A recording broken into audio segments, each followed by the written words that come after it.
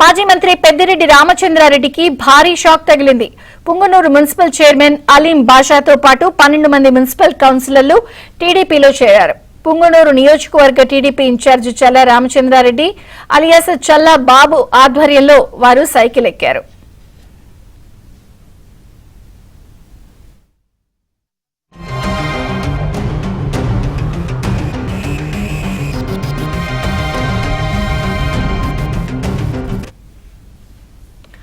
దీంతో Punganur municipal కార్యాలయంపై TDP జెండా రెపరెపలాడనుంది. YCP కౌన్సిలర్లను చేర్పించడంలో చల్ల రామచంద్రారెడ్డి వ్యూహం విజయవంతమైంది. మొత్తం 31 మంది సభ్యులు ఉన్న మున్సిపాలిటీలో మరో వారంలోపు 25 మందికి పైగా కౌన్సిలర్లు టీడీపీలో చేరేందుకు రంగం సిద్ధమైంది.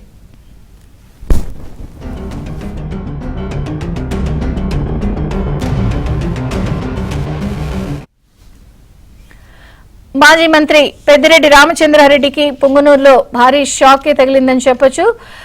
మున్సిపల్ చైర్మన్ అలీం బాషాతో పాటు మరికొంతమంది కూడా టీడీపీలో చేరికల నేపథ్యంలో ఇది పెద్ద అంశం కింద చెప్తున్నారు అక్కడ స్థానికంగా. మరిన్ని వివరాలు మా ప్రతినిధి మనోహర్ రెడ్డిని అడిగి తెలుసుకుందాం. మనోహర్ రెడ్డి, విజయచంద్రిక మాజీ మంత్రి పెద్దిరెడ్డి రామచంద్రారెడ్డికి తన సొంత నియోజకవర్గం పుంగనూరులో బిగ్ షాక్ తగిలినటువంటి మనము చెప్పచ్చు. ఎందుకంటే 2021 స్థానిక సంస్థల మున్సిపల్ ఎన్నికల్లో కనీసం నామినేషన్ కూడా వేయకుండా టీడీపీని అడ్డుకున్నటువంటి నేపథ్యంలో ఈవేళ మొత్తము 34 మున్సిపల్ వార్డులు కలిగినటువంటి పుంగనూరు మున్సిపాలిటీలో ఈవేళ చైర్మన్ అలీం బాషాతో పాటు మొత్తం 12 మంది వార్డు కౌన్సిలర్లు టీడీపీలో చేరినటువంటి పరిస్థితి. వైసీపీకి రాజీనామా చేసి వారందరూ కూడా ఈవేళ ఎవరైతే టీడీపీ ఇన్ఛార్జి చల్లా రామచంద్రారెడ్డి ఉన్నారో ఆయన ఆధ్వర్యంలో పార్టీలో చేరినటువంటి పరిస్థితి.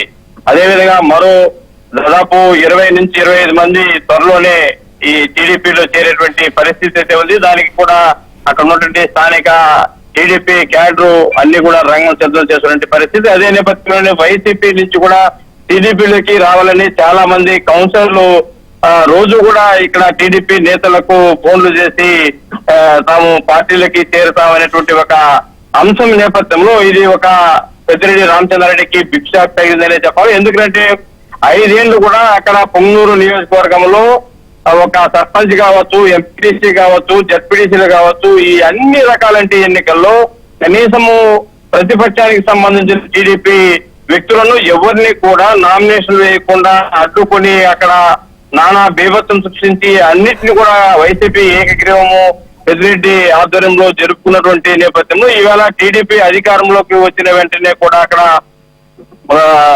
పెద్దిరెడ్డి రామచంద్రారెడ్డికి ఎదురు దెబ్బ తగిలిందని చెప్పాలి.